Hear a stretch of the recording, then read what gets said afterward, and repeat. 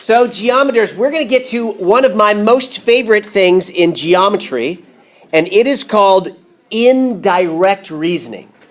Indirect reasoning. In other words, what we're going to do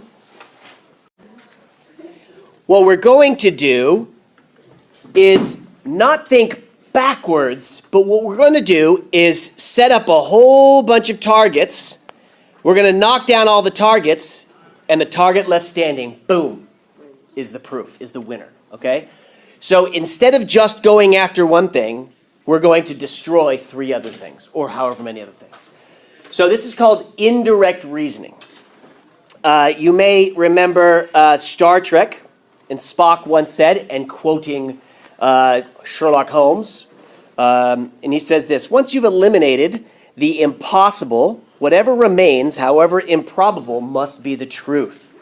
So what he said was, you set up a bunch of things, and if you can eliminate some of these, whatever's left standing is true.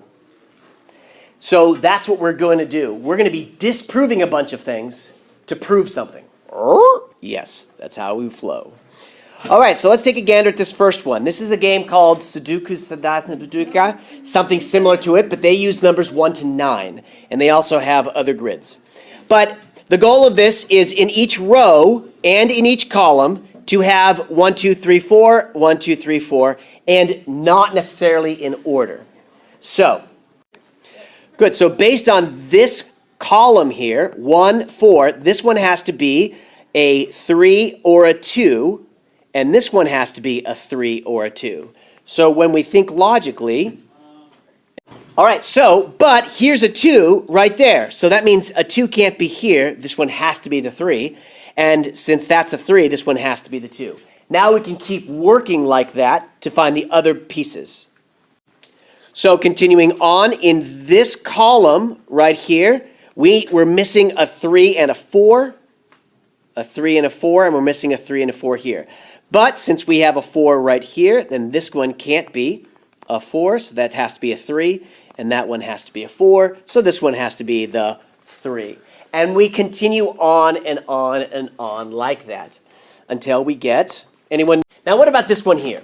If we want to logically consider some things, however, therefore, then assume this contradicts. And this contradicts is one phrase. This contradicts. So we know what definitely has to be down here is therefore means in conclusion. It's the last thing. Now, there could be some disagreement about the order up here.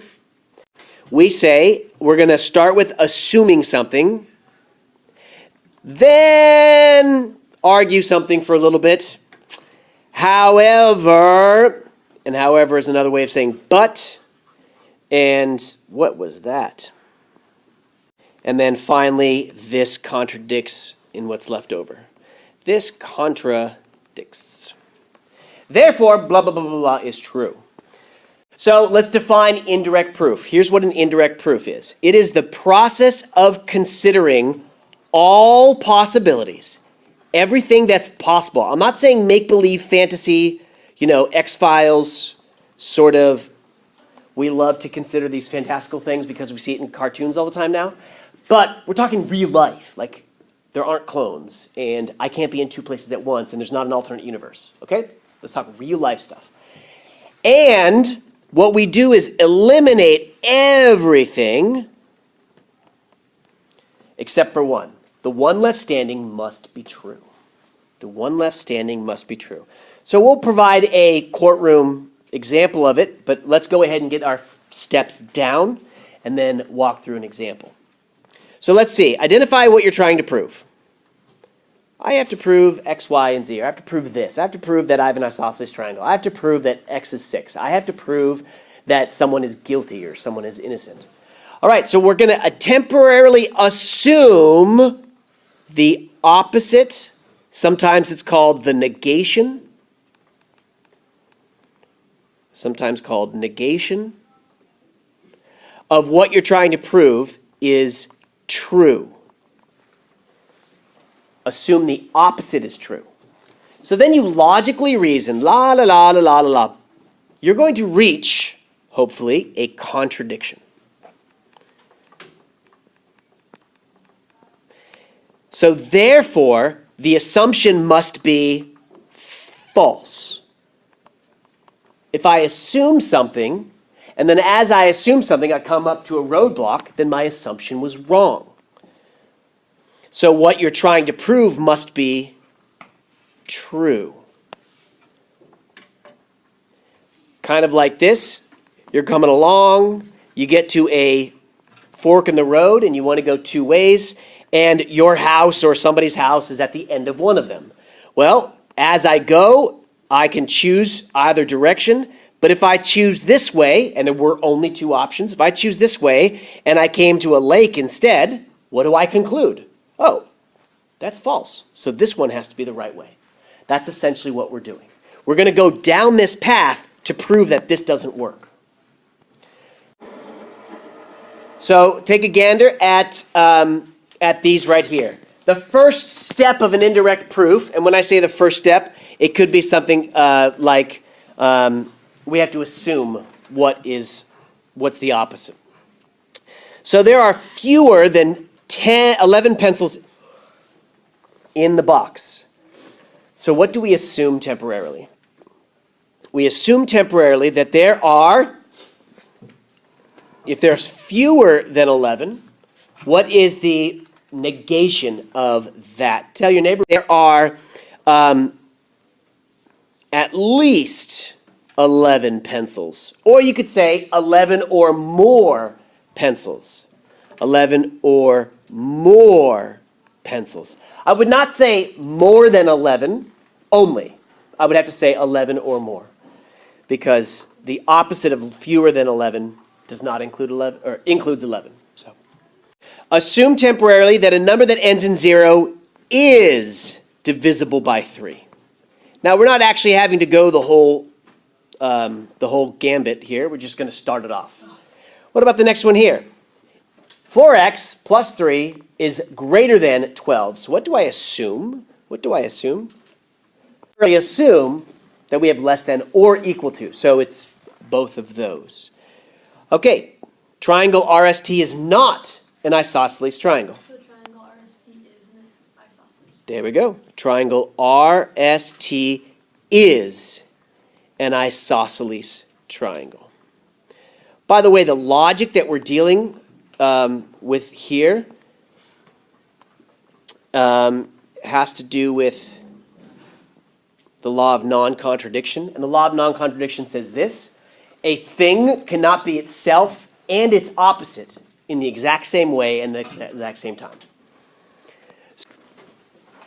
So on problem number 9 on page 2 there, we want to identify the statements that contradict each other. So in other words, they cannot exist at the same time. It's one or the other, but it can't be both. All right, so let's see. And I'm going to mark this just to see as I go to see if there's a problem. So MN is parallel to GH, line GH, okay. They do not intersect. Oh, okay, good. So that's the definition right here on a plane. And then, oh wait, skew. And I spelled plane wrong, sorry. Skew. Oh, skews don't intersect. So which ones are actually the ones that are contradicting? Well, notice that both of these are true, can be true at the same time.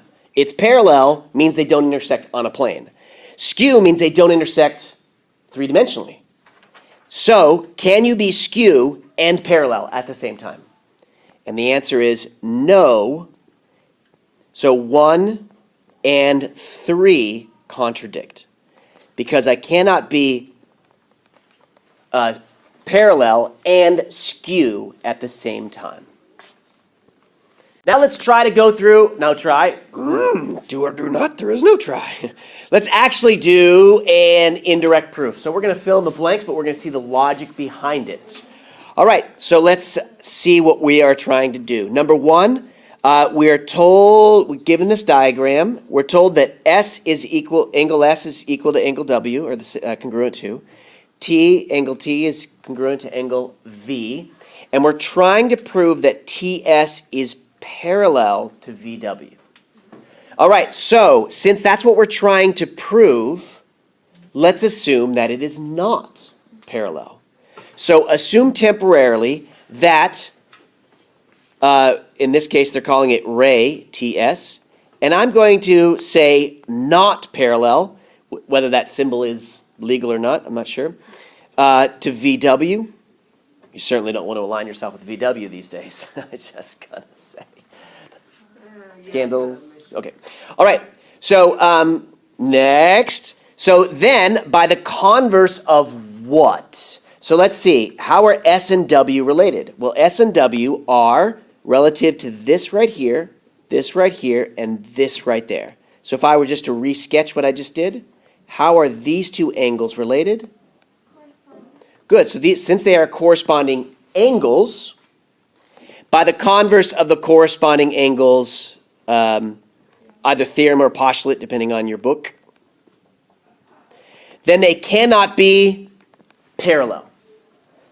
Why? Since they are, yep, let me fix that. So they cannot be congruent, right? So, given that information, so it says this, if you have congruence, then you have parallel. So here what they're doing is saying, assume temporarily that we aren't parallel. So that means that these things cannot be congruent. They cannot be congruent. Now, this contradicts the information that, what? That angle S is congruent to angle W. And therefore, they must be parallel.